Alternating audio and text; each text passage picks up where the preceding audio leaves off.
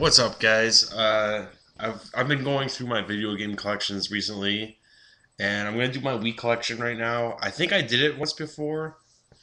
I don't know, but I know I did the thing defending the Wii once. And I think I went through most of my Wii collection to demonstrate why you should give it a chance. I'll be honest, it's probably my least favorite of the current systems, but I've always been a big Nintendo fanboy. And it was only until this generation where I started to branch out and in many ways find better things. But, anyways, it's late. I'm going to try to do this quick because I got to be up early. Like, I literally am looking at like 4 hours of sleep right now or less. Less. But I'm just going to go through these. I might be able to get through it in one video, maybe two, but probably since the last time my collection has probably shrunk. I just got rid of a lot of the games that I don't play. But we're going to start with the ones that I don't play that often that I keep in the one cabinet, and then the ones that are newer, which I don't play often either, but I like more. Legend of Zelda Twilight Princess. Zelda's always been my favorite series of video games ever. I thought this one was really great. It's really long, tons of great temples.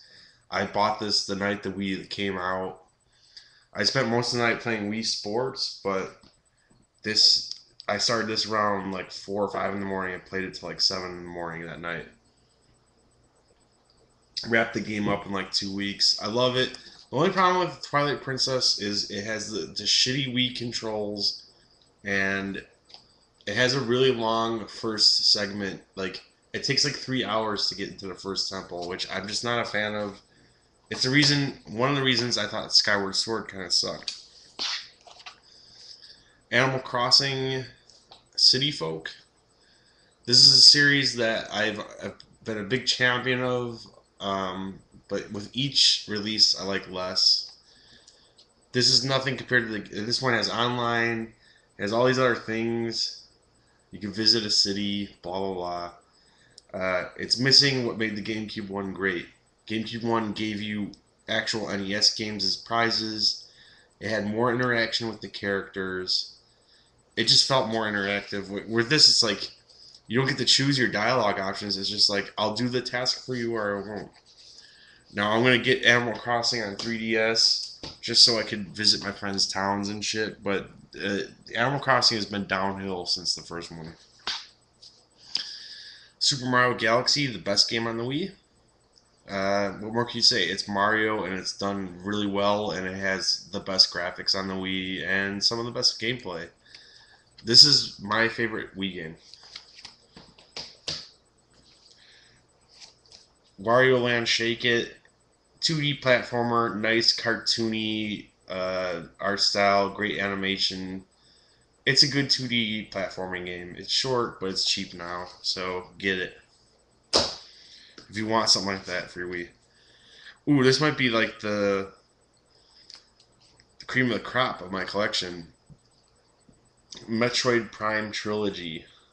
Well, it had a very small print and hard to come by. It's expensive. I think if you find it at GameStop, it's like $80 used.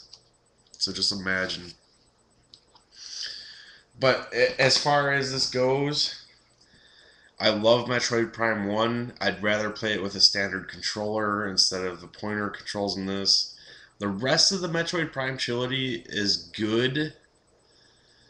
To me, it peaked. It's like Animal Crossing. It peaked at the first one. I'd rather play a 2D Metroid, honestly. Much love to Retro for making these games, but the first one was the best.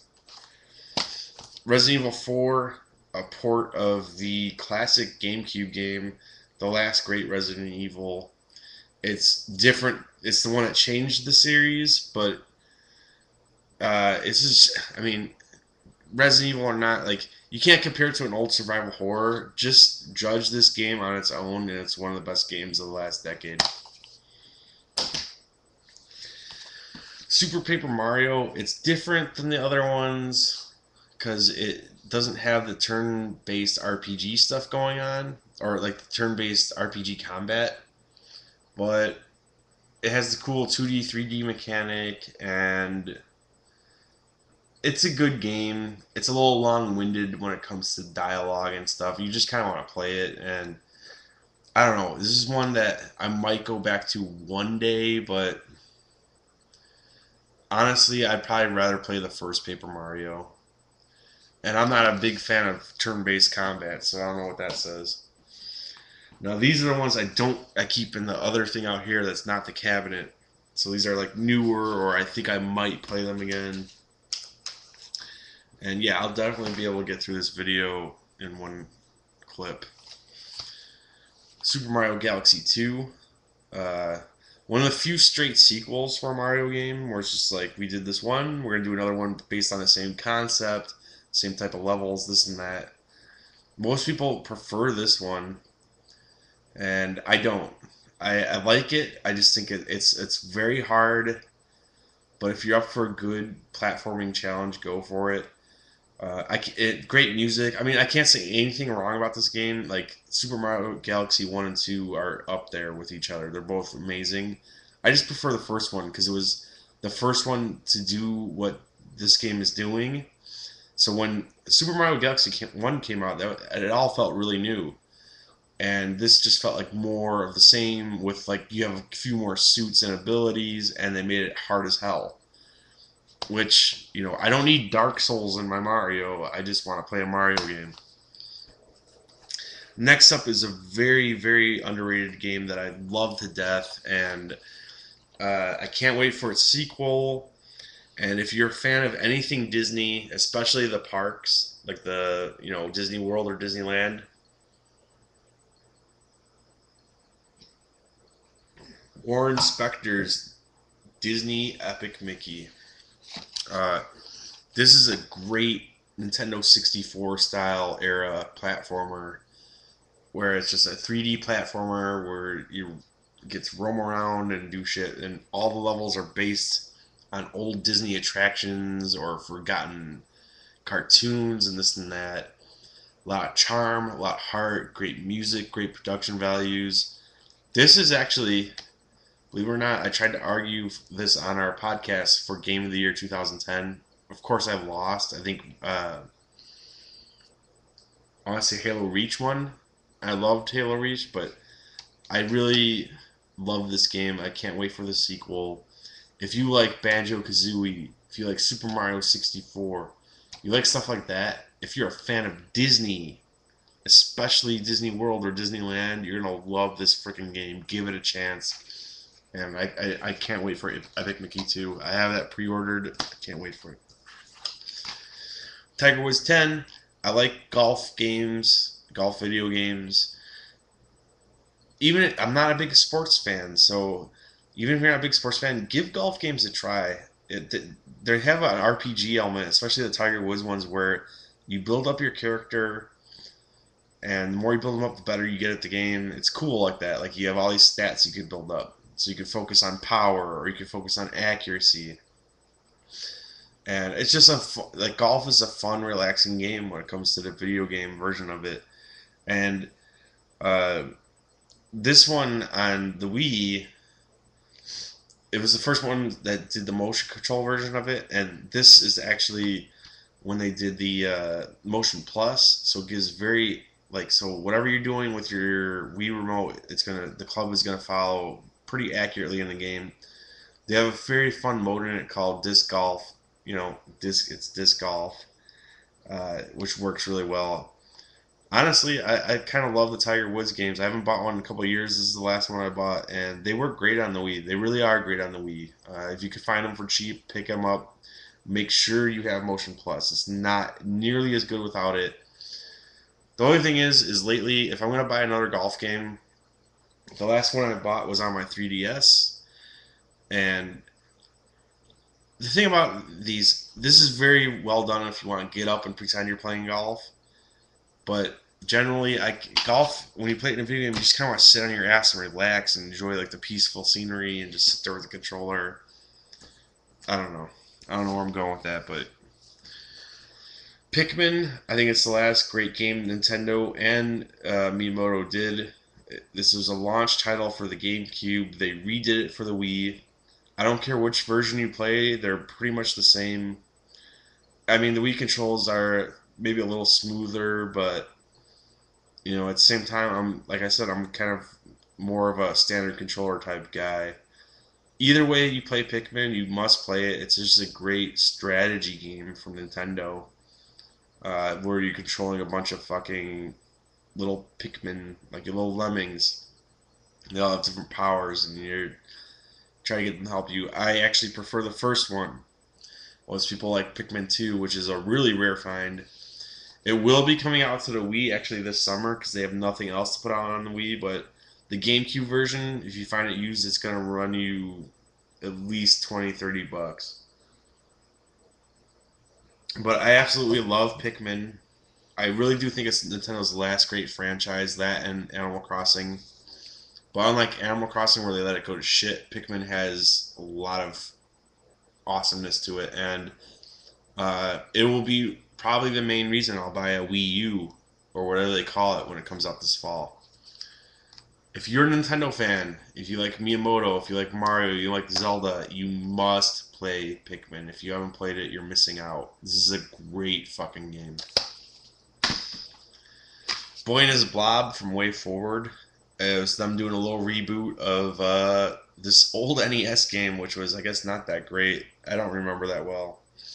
But this is an awesome 2D puzzle platformer with excellent artwork and 2D graphics. You have a blob, it has different powers, use it to solve puzzles and get your way through a level.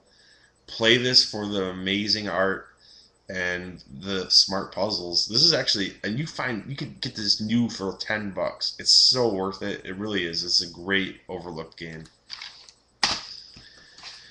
Pinball Hall of Fame. I talked about this in my 360 collection when I did that. It's a bunch of 70s, 80s, and 90s pinball tables. Real pinball tables put into a video game with excellent pinball physics. If you can find it on, well, you can actually download this now on 360 and probably PS3, or at least part of it. But there's a disc version that, if you could find on those systems, is extremely rare and worth the money, in my opinion. If you like pinball, get this. Got two more. I should be able to make it through this. There were other games I owned for the Wii, obviously, and I bet you if you go back to my older videos, you'll see all these other ones I used to own. I sold most of them. I don't play my Wii that much. No offense to Wii owners or Wii lovers, if there's still people out there that love the Wii. Trust me, I loved the system too. I just, at some point, I was like, it's not HD. The controller sucks. They have there's online is non-existent almost. It has its problems, and it's like you start to gravitate towards stuff where they are making an effort. And they're doing it very well. You play Nintendo consoles these days for the Nintendo games because you can't get that quality, design anywhere else. But everything around the core gameplay design is just like Nintendo half-asses it. Um, so yeah, I mean, I sold a lot of Wii games because I don't play the Wii that much. But if you went into it and looked at like all the fucking like virtual console games I bought, I probably spent like $600 to $800 on virtual console games. I went crazy with the Wii system. I supported it big time. I bought lots of retail games. Anyways, New Super Mario Brothers. I thought this was going to be a quick cash-in. It actually turned out quite well. This is a good 2D Mario game. The last level, like level 8, and especially the last castle. The last fight with Bowser in this game is the best last fight with Bowser. It's very memorable, very awesome. The four-player stuff I thought didn't work. It kind of sucked, but just as a 2D Mario game, it was awesome. And I'm sorry I'm running out of time. I'm at my last game here. Excitebots Trick Racing. Awesome fucking racing game. I can't say that much more. I'm out of time, but This game is worth seeking out. It's fun as hell, and it actually has an online mode, but who knows if it's still working. Anyways, that's my look at my Wii games, and I don't have any more, and I wish I could say more, but time is out.